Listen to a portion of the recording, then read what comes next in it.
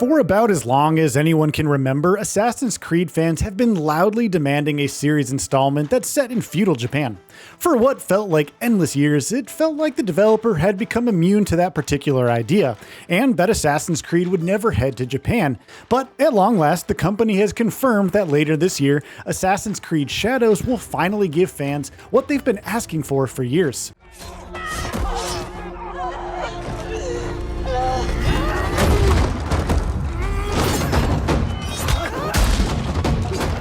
Set in Sengoku-era Japan and making bold promises about its exciting setting, the next installment in the franchise is looking to be one of its more promising entries in a long time. But though excitement surrounding Assassin's Creed Shadows is high, especially for a game that we've actually seen zero gameplay of, you'll find that many also share the sentiment that the game's Japanese setting is going to have a great deal to live up to, not only because of how long we've been waiting for an Assassin's Creed game set in Japan, but because, for many, there's one game that already completely fulfilled that demand more comprehensively than anyone could have hoped for. I'm not their samurai.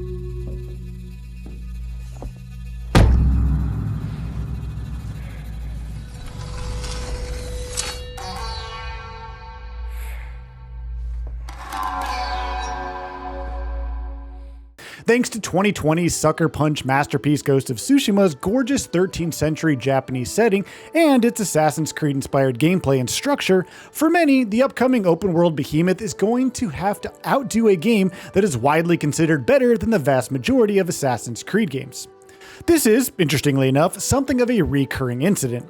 Assassin's Creed Shadows isn't the first game that's being compared incessantly to Ghost of Tsushima. Just earlier this year, Team Ninja and Sony put out Rise of the Ronin, which took more than a few cues from both Ghost of Tsushima and Assassin's Creed, with its mid-19th century Japanese open world setting.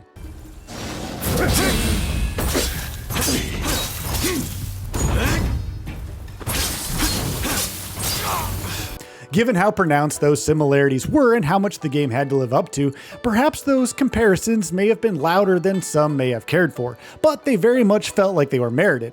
Which of course is the case here, with Assassin's Creed Shadows as well. It is of course ironic that Ghost of Tsushima is the benchmark that Assassin's Creed is going to have to live up to, given how heavily the former was inspired by the latter in more ways than one. But Sucker Punch's game was just that good, and at this point, it feels like any open world experience that's set in feudal Japan is going to be compared to Ghost of Tsushima. And when that game is as big and mainstream as something like the next mainline Assassin's Creed game, you can bet those comparisons are going to be that much louder. The question, of course, is whether Assassin's Creed Shadows can fare better in matchups with Ghost of Tsushima than Rise of the Ronin did earlier this year, at the very least.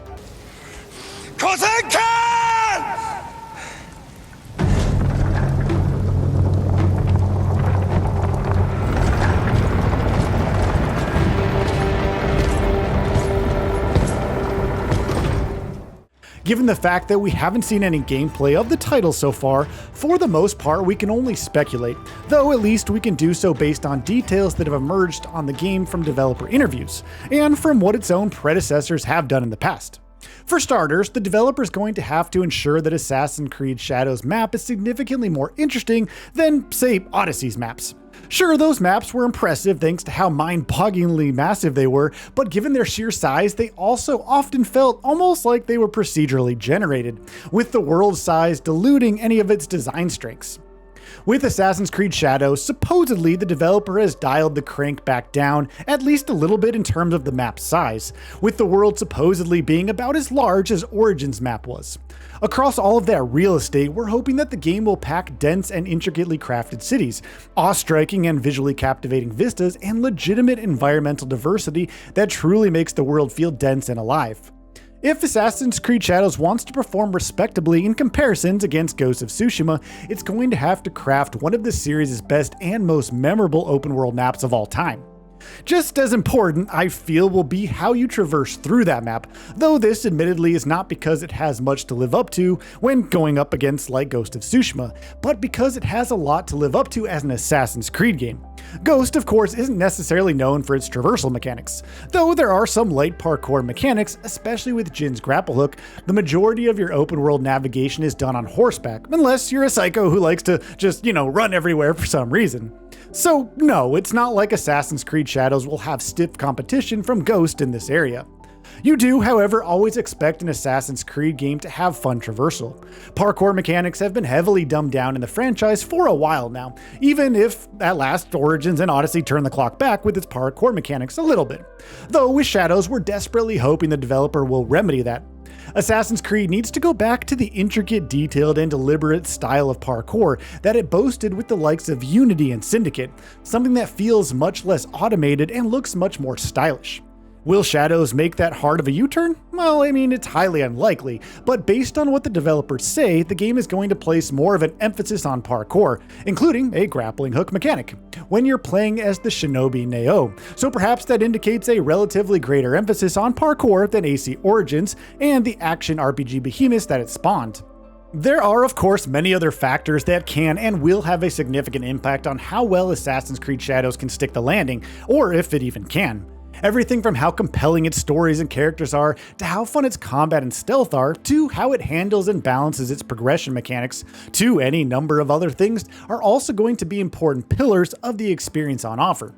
Obviously, Shadows will be judged based on all of them, but specifically where its Ghost of Tsushima comparisons are concerned, I feel that if it can provide a legitimately compelling and gorgeous open world experience, it's at least going to be able to hold its own against Sucker Punch's Samurai Epic. Is it going to be able to beat that? For that, the bar is going to be much, much higher.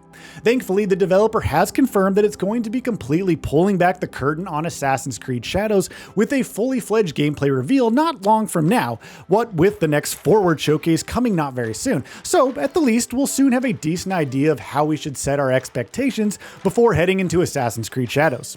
Personally, I'm cautiously optimistic, but this franchise has burned me in the past, so I'm not going in with anything approaching blind faith just yet. So what are your thoughts on this? Go ahead and share them in the comments below. And if you like this video, please subscribe to the channel and enable all notifications by clicking the bell icon to get new video updates. We upload every day and would really appreciate your support. Thanks for watching.